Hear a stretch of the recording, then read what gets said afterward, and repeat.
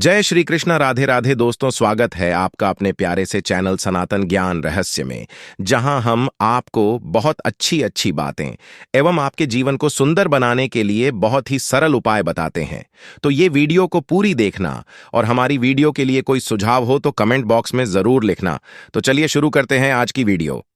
आज की कहानी बहुत ही ज्ञानवर्धक है। अगर आपके घर में धन नहीं रुकता है तो नहाते समय औरतें ये उपाय जरूर करें, अचानक धन प्राप्ति होती है। इसके अलावा जो औरतें कपड़े खोलकर नहाती हैं, अर्थात उनके लिए भी खुशखबरी है मित्रों। एक समय शिवजी महाराज पार्वती के साथ हरिद्वार में घूम रहे थे। पार्वती जी ने देखा कि समस्त मनुष्य गंगा में नहा नहाकर हर हर गंगे कहते चले जा रहे हैं। अगर आप ये कहानी सुन रहे हैं तो पूरा सुनिएगा, क्योंकि आधा अधूरा ज्ञान सही नहीं होता। इसीलिए वीडियो अंत तक जरूर देखिएगा। इसके अलावा हे मां लक्ष्मी, जो हमारी इस वीडियो को लाइक करे और चैनल को सब्सक्राइब करें, उनके घर में धन की कभी कोई कमी ना रहे, उनका घर हमेशा धन से भरा रहे। दोस्तों, भगवान के नाम पर कंजूसी ना करें।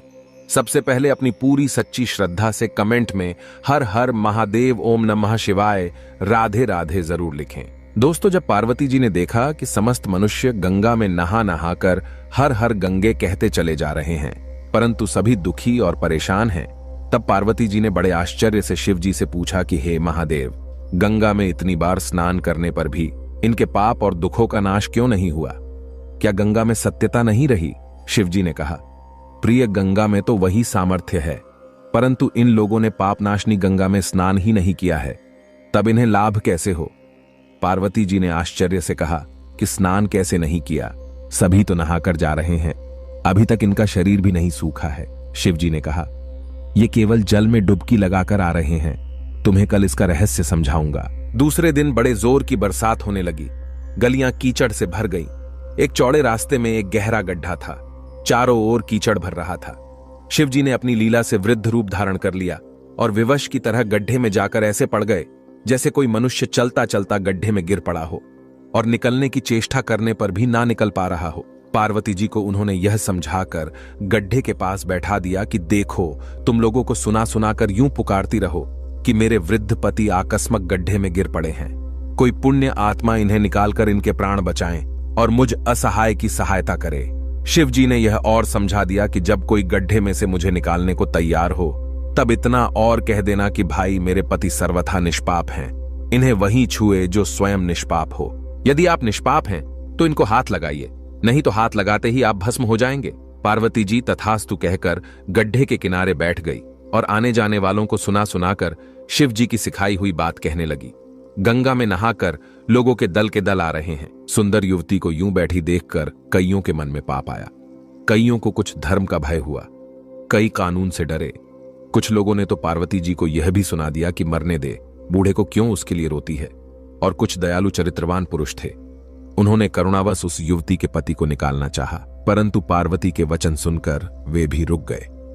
उन्होंने सोचा कि हम गंगा में नहाकर आए हैं तो क्या हुआ, पापी तो हैं ही, कहीं सहायता करते समय हम भस्म ना हो जाएं। इस स्त्री के कथन के अनुसार हम स्वयं भस्म ना हो जाएं। किसी का साहस नहीं हुआ। सैकड़ों आए, सैकड़ों ने पूछा और चले गए। संध्या हो चली। शिवजी ने कहा, पार्वती, देखा आया कोई सच्चे हृदय से गंगा में नहाने वाला। दोस्तों, थोड़ी देर बाद एक जवान हाथ में लौटा लिए हर हर गंगे करता हुए निकला। पार्वती ने उसे भी वही बात कही। युवक का हृदय करुणा से भर आया। उसने शिवजी को निकालने की तैयारी की। पार्वती ने रोककर कहा कि भाई, यदि तुम सर्वथा निष्पाप नहीं होंगे तो मेरे पति को छूते ही जल जाओगे। उसने उसी समय बिना किसी संकोच के दृढ़ निश्चय के साथ पार्वती से कहा कि माता, मेरे निष्पाप होने में तुझे संदेह क्यों होता है? देखती नहीं कि मैं अभी गंगा नहाकर आया हूं। भला गंगा में गोता लगाने के बाद भी कभी पापी रहते हैं।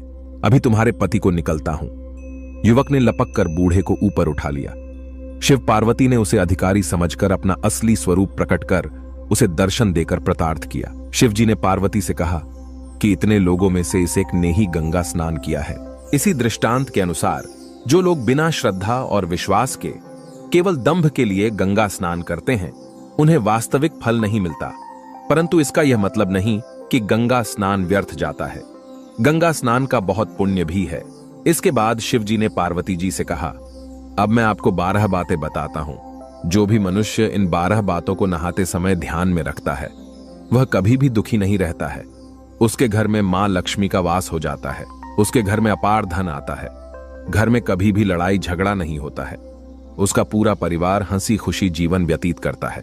दोस्तों, तब माता पार्वती ने कहा, हे भगवान, आप हमें यह वह 12 बातें बता दीजिए।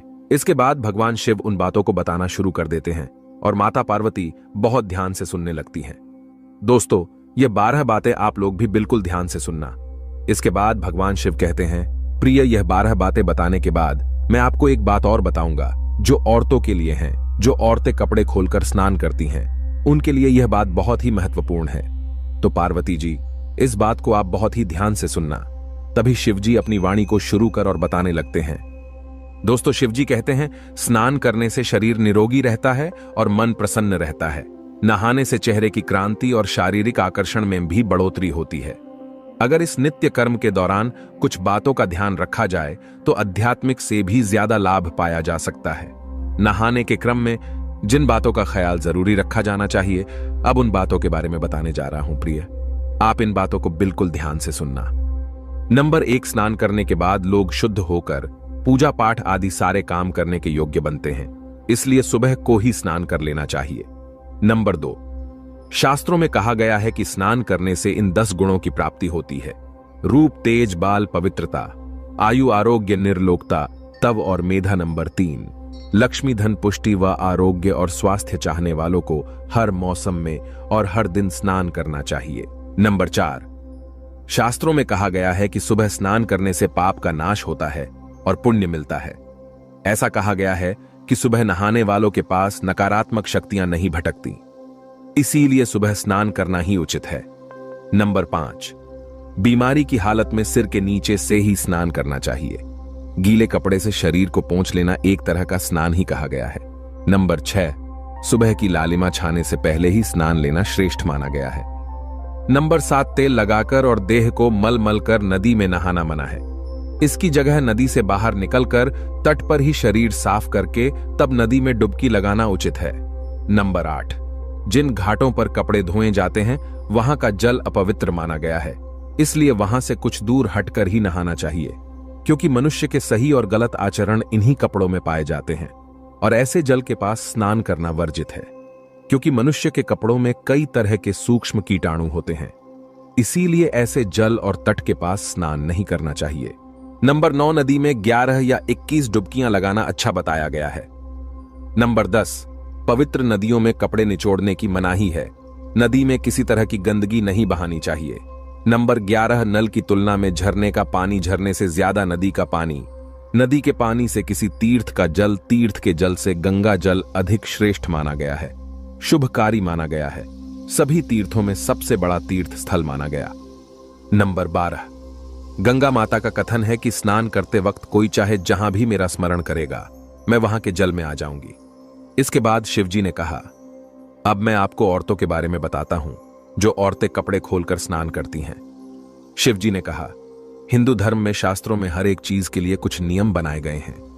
इन नियमों में से एक है स्नान को लेकर की गई बातें। ऐसा माना जाता है कि आम व्यक्ति को शास्त्रों के नियमों का पालन जरूर करना चाहिए, जिससे घर की सुख समृद्धि बनी रहती है और खुशहाली आती है, साथ में अपार धन बरसता है, माता लक्ष्मी प्रसन्न होती हैं।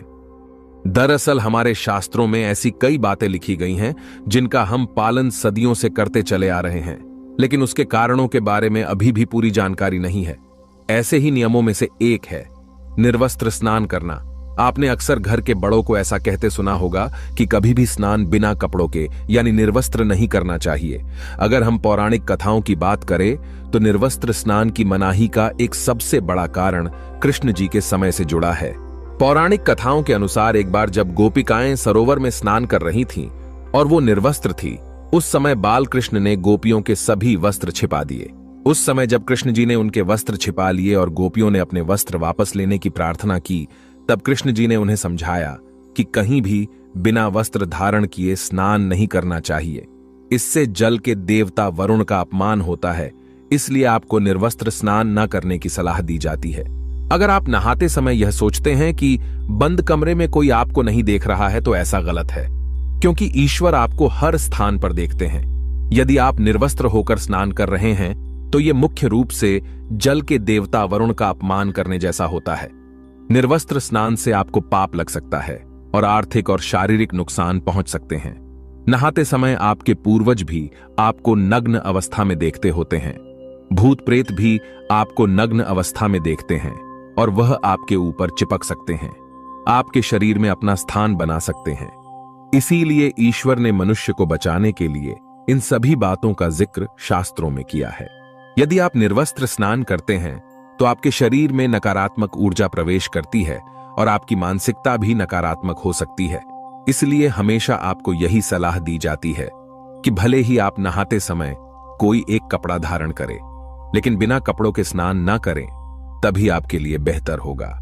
निर्वस्त्र स्नान से शरीर की सकारात्मक ऊर्जा शरीर से बाहर निकल सकती है और इसका प्रभाव आपके शरीर के साथ मन मस्तिष्क में भी होता है। गरुड़ पुराण के अनुसार जब आप स्नान करते हैं तब आपके पितृ यानी मृत पूर्वज आपके आसपास मौजूद होते हैं।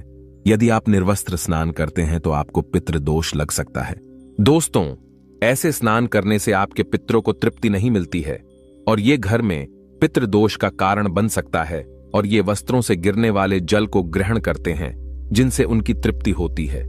निर्वस्त्र स्नान करने से पितृ अतिरिक्त नाराज होते हैं जिनसे व्यक्ति का तेज बल, धन और सुख नष्ट होता है। इसलिए कभी भी निर्वस्त्र होकर स्नान नहीं करना चाहिए। दोस्तों, पुराणों के अनुसार नहाने वाला पानी पूर्वजों के हिस्से जाता है और निर्वस्त्र होकर नहाने से इसे पितरों के समक्ष बिना कपड़े के नहाना माना जाता है।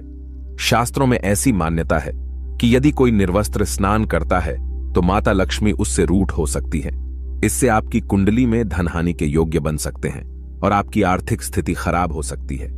इन्हीं कारणों से आपको निर्वस्त्र स्नान न करने की सलाह दी जाती है और शास्त्रों में भी इस बात की मनाही है। दोस्तों, अगर आप शास्त्रों का सम्मान करते हैं तो एक लाइक जरूर करना और हमारे चैनल को सब्सक्राइब करके बेल आइकन जरूर दबाना।